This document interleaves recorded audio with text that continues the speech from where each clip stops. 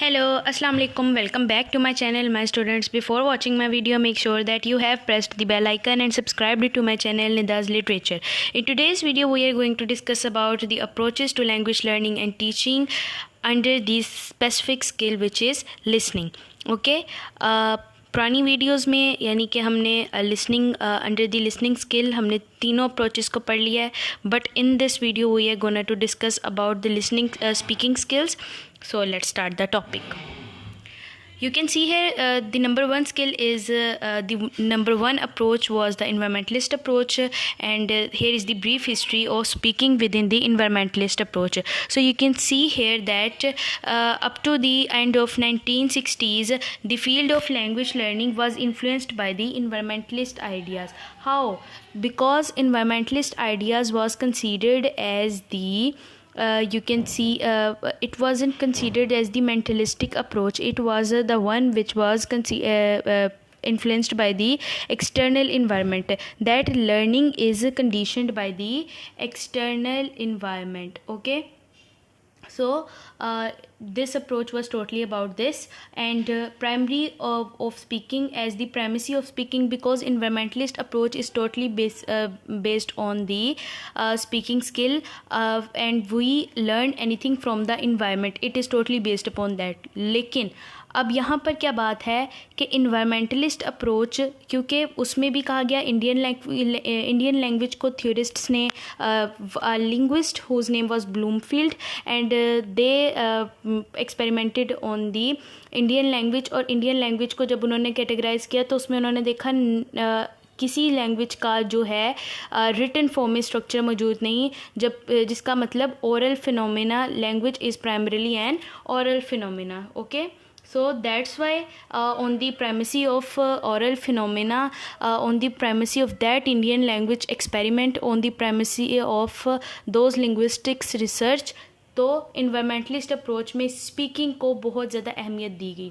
Learning to speak followed the stimulus response chains, as I already discussed with you in the environmentalist approach. Environmentalist approach में भी stimulus response chain के बारे में discuss किया गया है, but under the speaking approach stimulus and response की जो डेफिनेशन है थोड़ी सी वेरी कर देगी. Stimulus is something that we gain from the external environment, ये तो आपको पता है, जो कि हम as a result of this ही कोई भी बच्चा लैंग्वेज को यू कैन सी अटर कर पाता है, और कुछ रिस्पॉन्स वो लेता है. और and as a result of these जो है रिस्पॉन्स की डेफिनेशन वो भी चेंज हो जाती है. The response is something that consist of imitating and repeating such input. जो इनपुट वो फ्रॉम द इन्वायरमेंट गेन कर रहा है, the stimulus that we gain from the environment and repeating it in front of somebody or to utter it in the environment is something that is the response. It's the response. Okay, so if this was done correctly, they receive a positive reinforcement. Reinforcement की भी two types बताई गई थी, positive and negative and positive reinforcements.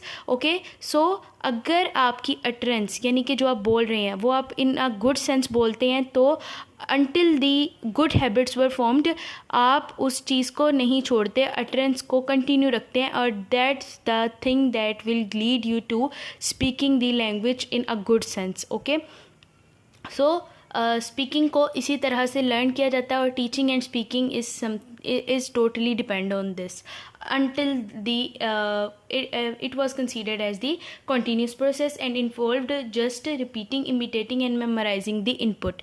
Okay, environmentalist idea सिर्फ इन बातों पे base कर रहा था, repeating, imitating and memorizing the input. Okay, that we gain from the environment according to the with respect to the stimuli. And now this was the audiolingual teaching method. Audiolingual teaching method, teaching methodologies भी change हो गई. Okay, according to the environmentalist approach, speaking के लिए कौन सी methodologies ली गई थी? Let's watch them. Starting with the teaching of oral skills, written ones rather than written ones. Okay, written ones के बजाय oral skills को ज़्यादा focused किया गया under the environmentalist approach for speaking, and drills and substitution exercises focused on speaking grammatical structures. यानी कि continuation of drilling and in the oral practice was the key for learning the language. Such drills and repeating grammatical structures will lead to the good way of speaking, in a better way you can speak, you can say that. और इसी के through जो है environmentalist approach को बहुत ज़्यादा fame हासिल हुआ था.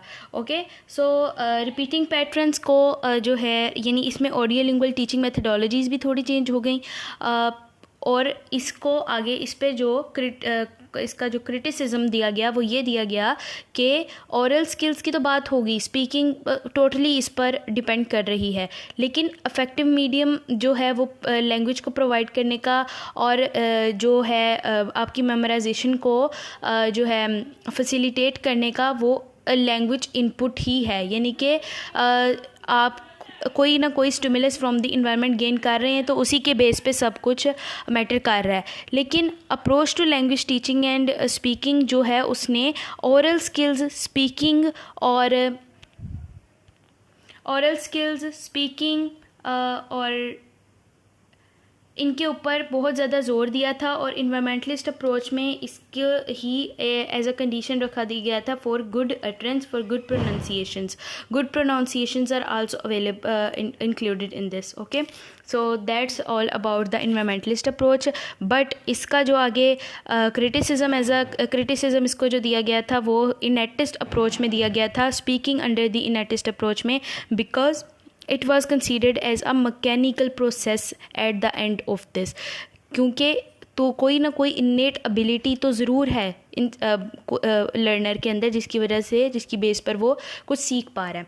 सो let's move toward the second point, which is speaking with the innatist approach. अब ये इनेटिस्ट अप्रोच मैंने आपको बता दिया that deals with the innate ability of the person.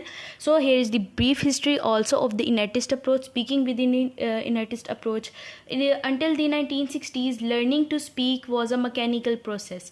Okay, and oral repetition of grammatical structures that was challenged by the Chomsky's view, and it was in the I think the year of 1957 and 1965. Okay, so Chomsky's view से ये जो है इसने criticism लिया था, face किया था. So this is the speaking under within the innatist approach. अब इसमें क्या बात की गई थी इसकी brief history देख लेते हैं. It was challenged by the Chomsky's view theory of language development, जिसमें उसने कहा था कि there is something mentalistic or innate ability of the child through which he or she learned something. Okay, so 1960s के and तक तो speaking को mechanical process ही consider गया था, जिसका मतलब oral repetition of grammatical structures. Okay, thus innatist approach began to gain importance because 1960s के and तक ये रियलाइजेशन हो चुकी थी कि it is something mechanical.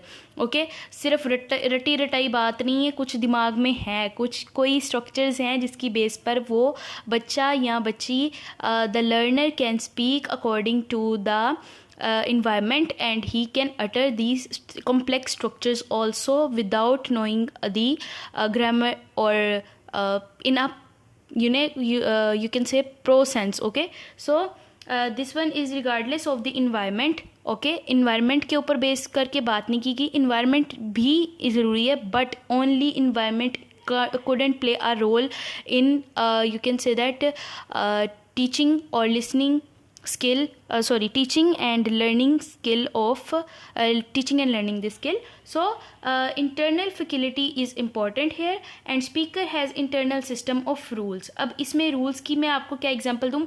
Universal grammar के बारे में मैंने आपको बताया होगा, जो कि किसी भी ग्रामर, किसी भी यूनिवर्सल लेवल पर जो ग्रामर है उसको आपके अंदर इंटरनलाइज करने के लिए you have some black box, you have a black box in your mind, और इसके अंदर ही those abstract structures are present here.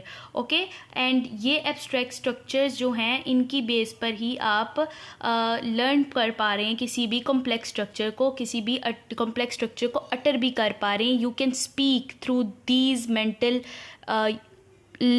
ideas, mentalistic structures. Okay, और इसमें मैंने आपको लैंग्वेज एक्विजिशन डिवाइस के बारे में भी बताया था, which was the LAD, and it was later replaced by the universal grammar. So this was all about the innatist cognitive and mentalistic process. Okay, so it transforms structures into the into new by cognitive strategies. Okay, speakers view changed from receiving input to actively thinking. अब under the innatist approach speaker का जो मतलब कि role है वो totally changed हो गया था. From इन्वायरमेंटलिस्ट अप्रोच में इसको सिर्फ और सिर्फ रिसीविंग इनपुट पर उसके साथ बात की जा रही थी, but under this approach receiving input is totally changed into actively thinking. Okay, यह बात आपने नहीं बोलनी. Receiving input is totally changed into actively thinking. We think cognitively and mentally about the utterance. Okay, so here is also a teaching methodology for speaking under the innatist approach and was introduced here, which is includes the speaking, which says that speaking is a decontextualized process which just involved the mental transformation of such an internalized system of rules, which just involve the mental transformation. Okay, यानी कि आपके अंदर जो internalised rules हैं in that black box, in those abstract structures, उनकी ऊपर बात की जाए तो उसके वो इन्वॉल्व होते हैं for transforming your structures, for transforming those words, दो speaking vocabulary words into a specific structure according to the rules. Okay, so decontextualized यानी कि broken words को आप according to the language, according to the grammar place कर देते हैं. जिस तरह आपके अंदर एक सब्सट्रैक्ट स्ट्रक्चर माइंड में फर्स्ट डे से बन होता है, जिसकी वजह से आप अंडरस्टैंड कर पाते किसी की भी लैंग्वेज को और बोल भी सकते हैं. Like subject, verb and object. आप ये एक international grammar, universal grammar rule है of the L2 language. Okay, जिसकी बेस पे आप बात करें कि पहले सब्जेक्ट फिर वर्ब फिर ऑब्जेक्ट आना है. ठीक है, तो ये एक एब्स्ट्रैक्ट स्ट्रक्चर है. Such kinds of abstract structures are also present in our mind. Okay, so audiolingual was placed by interest in cognitive method. Audiolingual यानी कि repeating, imitating those words from receiving the environment is totally changed. जिस तरह thinking को, जिस तरह speaking को thinking यानी thinking cognitively वाले पॉइंट के साथ एक्टिवली के साथ रिप्लेस कर दिया गया, उसी तरह ऑडियो लिंगुअल टीचिंग मेथड को भी कॉग्निटिव मेथड से रिप्लेस कर दिया गया था. That it is a cognitive ability because so it enable the person to hypothesise the language structures also and टोड the grammatical structures. So teaching methodologies में यही है इसकी अंडर द innatist अप्रोच में. And now here is the conclusion. Speaking was still considered as an abstract process. ठीक है, speaking को आज भी एब्स्ट्रैक्ट प्रोसेस ही कंसीडर किया जाता है because we don't know the जिसे कहते हैं कि टचेबल थिंग्स. ओके, एब्स्ट्रैक्ट का मतलब होता है अनटचेबल, यानी कि ओनली जो के बाद सिर्फ इमोशंस के पर ही टिक कर रह जाए या फिर हम उनको उन स्ट्रक्चर्स को फील ना कर पाएँ, टच ना कर पाएँ. ठीक है, सो it is something like this and it occur in isolation. Okay, but relevant aspects were not taken into account. अब इसने कौन सा क्रिटिसिज्म आया था जी, ये social context and functions of language की बेस पर आया था. Social context and functions of language की बेस पर आया था. सो हम इन दी नेक्स्ट अप्रोच, ये इसके बाद वाली under the speaking under the interactionist approach में इसको डिस्कस करते हैं. So this one is the speaking within the interactionist approach and here is the brief history of this. During the late 1970s and 1980s it emphasized the role of linguistic environment. linguistic environment में एक दफ़ा इसने आकर इस approach के introduction ने थोड़ा सा चेंज लेकर आई. The changes were characterised by increasing recognization of the need to examine complex cognitive processes involved in producing the oral language. It was totally dependent on speaking. तो बात थी, ठीक है, स्पीकिंग के ऊपर तो बात की गई, मेंटलिस्टिकली भी आप उसको लर्न कर रहे हैं, ओरली भी लर्न कर रहे हैं, ठीक है, बट स्पीकिंग के लिए ये भी इम्पोर्टेंट करार दिया गया कि आप फ्रॉम द सोशल environment यानी कि social context of the environment and contextual factors यानी कि topic of the conversation was also important according to this. So for producing the language complex cognitive processes are very important. So functions of spoken language जो हैं वो भी important हैं. So ये contextual, social and contextual factors पर depend कर रही है। सो हम इसको आगे भी देखते हैं कि किस तरह से। अच्छा, इस सब की बात तो हो गई। अब ये थोड़ा मैं आपको आगे बताती हूँ। लेवल्ड मॉडल के बारे में सबसे पहले हम बात कर लेते हैं, इससे आपके लिए ज़्यादा अच्छे से इसको देखना आसान हो जाएगा। ओके, बात तो ये सारी थी।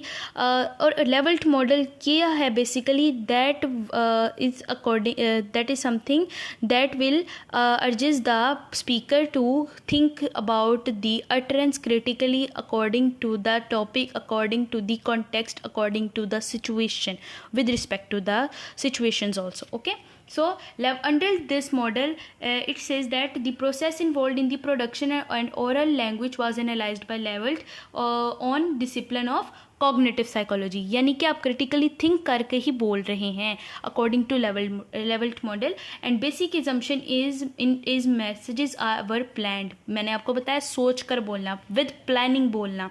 Okay, thus to produce oral language construct plan on the basis of 4 major processes. इसने आगे 4 मेजर प्रोसेसेस को इंट्रोड्यूस करवाया था, which include these planning process include conceptualisation, formulation, articulation and monitoring. Conceptualization, which is totally related to the context, content and selection of message. Formulation is totally related to assessing and sequencing and choosing those words. Grammatical जो है आपको past, present या future में बात करनी है, ठीक है, किस तरीके से बात करनी है ये भी इम्पोर्टेंट है। थ्रू प्लानिंग बात की जाए। आर्टिकुलेशन मीन्स मोटर कंट्रोल, यानी कि बात को कहाँ से, थ्रोट के किस पार्ट से आपकी आवाज़ आ रही है। It is rather it is based on the vibration of vocal cords, ठीक है, या फिर ये साइलेंट वर्ड्स प्रोड्यूस हो रहे हैं, या ये किस टाइप के वर्ड्स हैं, किस तरह की साउंड्स हैं, ठीक है, कहाँ पर रिदम है, कहाँ पर स्ट्रेस पे कर रहे हैं to that specific part of the word, specific part of the word. ये भी बहुत ज़्यादा इम्पॉर्टेंट है under the planning. Okay, according to the Levelt model. ये आपने बात नहीं बोलनी, लेवल्ड मॉडल है, ठीक है, उसकी 4 स्ट्रेटजीज़ हैं in planning: conceptualisation, formulation, articulation and monitoring. Monitoring is something very important, that is totally actively identifying the mistake. automatically आपको एकदम जिस तरह आपके मुंह से कोई जिस तरह कहते हैं कि प्रेजेंट की बात करें और कुछ पास्ट में निकल जाता है, तो you can automatically identify your mistake. Okay, so it is a mentalistic approach. So monitoring is something very important. और अगर ये 4 स्किल्स किसी इंसान में simultaneously at the same time they are not working appropriately and properly, तो ये उसके लिए कुछ कॉम्प्लेक्सिटीज़ पैदा कर सकती हैं। सो ये ही I think in front of me it is you can say that किसी नॉर्मल इंसान के लिए ये वाली बातें करना बहुत ईजी है, ठीक है, क्योंकि he can simultaneously characterise these planning points. Okay, follow these planning points. So importance of planning मैंने आपको पहले भी बता दिया क्यों इम्पोर्टेंट है, फिर देख लेते हैं। It is required for speakers to integrate interpersonal and psychomotor aspects during oral production, ठीक है, अकॉर्डिंग टू साइकोमोटर स्किल्स, ठीक है, उसके लिए इम्पोर्टेंट है। आपकी बात को किस तरह से पहुंचा रहे हैं, आपकी बात को सही तरीके से पहुंचाने के लिए एक परफेक्ट वे है। Automation is to pay attention to all these processes simultaneously, पहले भी बता दिया। चॉइस और selection what they select to be appropriate, ये इस पर भी बेस करता है, ठीक है। तो चॉइस करना या सिलेक्शन करना भी प्लानिंग का ही एक पार्ट है, और इसकी बेस पर ही हम इसकी इम्पोर्टेंस को भी बता रहे हैं कि इस तरह आपको पता चल जाता है कि what kind of words you are going to choose, okay, और कौन से वर्ड्स आप यूज़ कर रहे हैं। So functional and pragmatic in oral discourse, ठीक है, ये फंक्शनल बेस पे अब बात करते हैं हम। So in under the functional view it paid attention to speakers to communicate intents being central to the connection. मैंने आपको बताया था लेवल्ड मॉडल से पहले एक पॉइंट डिस्कस किया which is under the social context and functional context. So अब हम लेवल्ड मॉडल पहले मैंने डिस्कस कर दिया ताकि आपके लिए आसानी हो जाए, तो अब हम फंक्शनल मॉडल को डिस्कस करते हैं। So it paid attention to speakers communicative intents, यानी कि कम्युनिकेशन के कौन सा मकसद है उसकी कम्युनिकेशन के पीछे, और जो भी मकसद है वो किस तरह के मीनिंग जो है वो दे रहा है between the communicative, between the hearer and the speaker. Okay, so it totally depends on this. As a result of this discourse, previous methodologies were replaced by elaboration and of discourse of a piece of discourse a piece of text. ये elaboration of discourse a piece of context, which means that इसकी methodologies में कहा गया कि piece of context यानी piece of text यानी कि sentence के इलेबोरेशन के ऊपर बात की गई कि फंक्शन क्या वो पे कर रहा है, रादर ये कोई मैसेज प्रोवाइड कर रहा है या किसी तरीके से ये नेगेटिव बात है या ये किसी को डिस्करेजमेंट के लिए दिया गया है, कमेंट है, या ये किस सेंस में बात की गई है.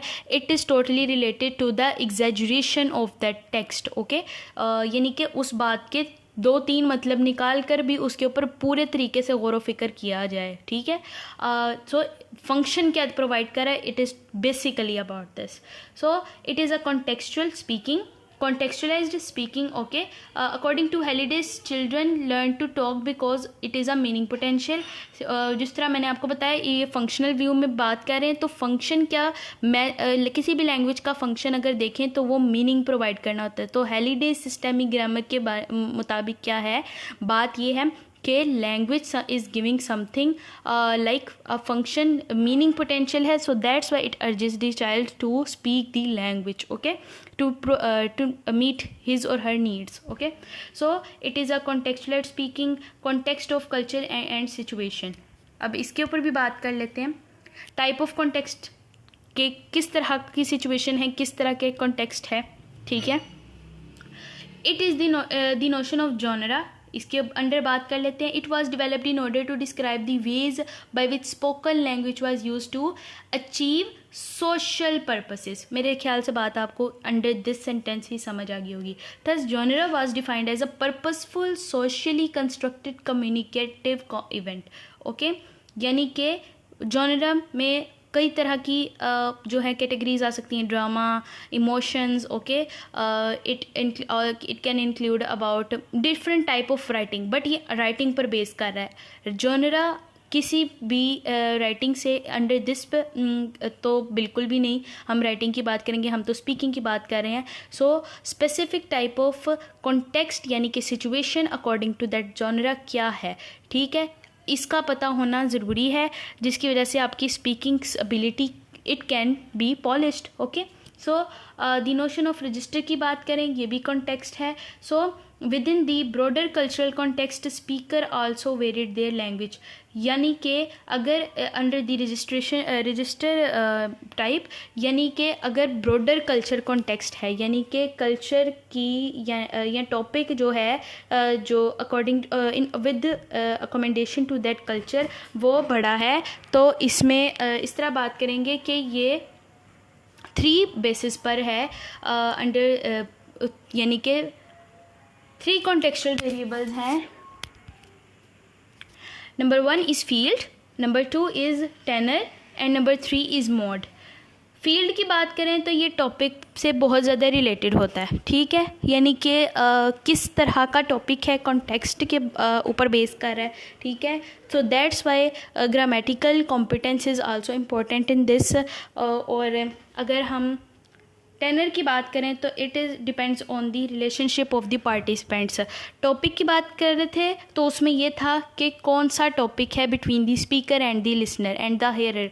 और जो सा पार्टिसिपेंट्स की बात करें तो कौन से पार्टिसिपेंट, स्टेटस ऑफ पार्टिसिपेंट्स क्या है, यानी स्पीकर का स्टेटस क्या है, लिसनर का स्टेटस क्या है, वो कौन से ओहदे पर फाइज है. ठीक है, द मोड ऑफ किस चैनल से बात की जा रही है, कौन सा जो है हरबा, कौन सा वे ऑफ टॉकिंग है जो कि रेदर इट इज़ फॉर्मल और ये कोई फॉर्मल बात हो रही है या फिर ये कोई इनफॉर्मल पॉइंट है. ठीक है, इसके ऊपर बेस करते हैं.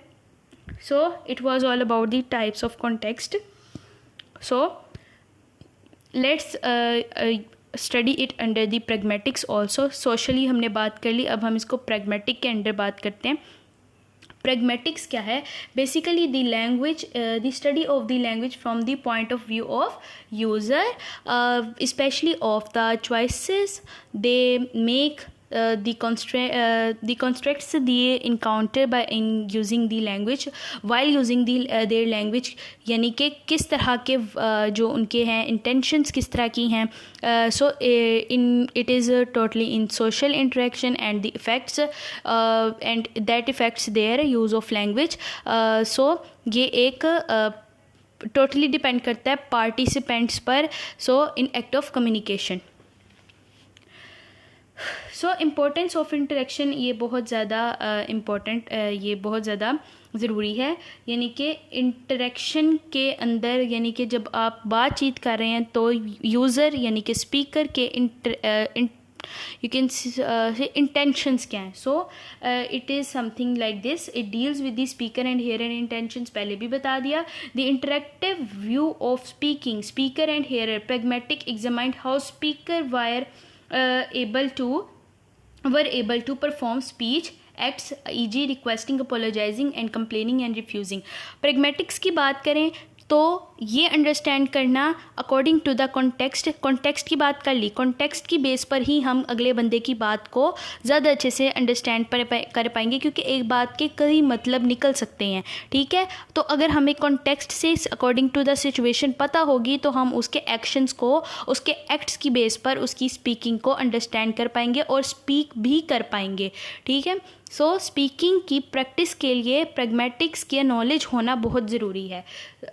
यानी कि requesting, apologising, complaining and refusing, they are something that are totally related to each other a little bit. Okay, सब एक जैसी बातें हैं, लेकिन अगर हमें context, situation, topic of the conversation पता होगा तो हम स्पीकर एज अ स्पीकर बोल सकेंगे और एक्ट को भी समझ पाएंगे. लाइक रिक्वेस्टिंग में हमने किस तरह का एक्ट्स करने हैं, किस तरह की टोन, किस तरह का रिदम अपनी वॉइस में लेके आना है.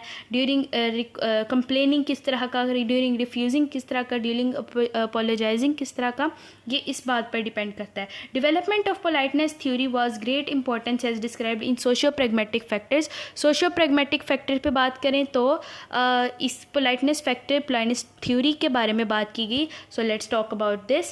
These three factors which are under the politeness theory include social distance, power, degree of imposition. It was assumed that when one of these factors increased, speakers were expected to be more polite so that they didn't threaten the hearer's face. यानी कि इन points को अगर आप देखें तो इनमें से एक का भी इंक्रीज़ होना आपके हेयर के लिए जो है एक बेनिफिशियल थिंग साबित हो सकती है, क्योंकि आप उसको एक फ्रेंडली वे से टीच कर सकते हैं, एक फ्रेंडली वे से बात कर सकते हैं, उसके साथ कन्वर्सेशन को कंटिन्यू कर सकते हैं. So social distance is something that is related to the familiarity. यानी कि अगर आप स्पीकर और हेयर से एक दूसरे से फेमिलियर कितना है. पावर ऑफ स्टेटस यानी कि स्टेटस डिफरेंस को भी पता होना चाहिए कि वो आपसे आपके मुताबिक स्टेटस पर किस लेवल पर है, क्या बात है. ठीक है, दोनों सेम लेवल पर हैं या फिर डिफरेंट पर. लाइक फॉर्मल, ये टोटली फॉर्मल या इनफॉर्मल जो है कन्वर्सेशन पे लीड करता है. So degree of imposition is also important. Type of imposition जो है ये भी ज़रूरी है कि आप किस तरह से, किस तरीके से एक अपनी बात को दूसरे पर इम्पोज कर रहे हैं, रादर वो आपकी बात को इम्पोज होने दे रहा है या नहीं होने दे रहा है, ये टोटली उस पर डिपेंड करता है. ठीक है, ऑन दी हेयर ऑल्सो.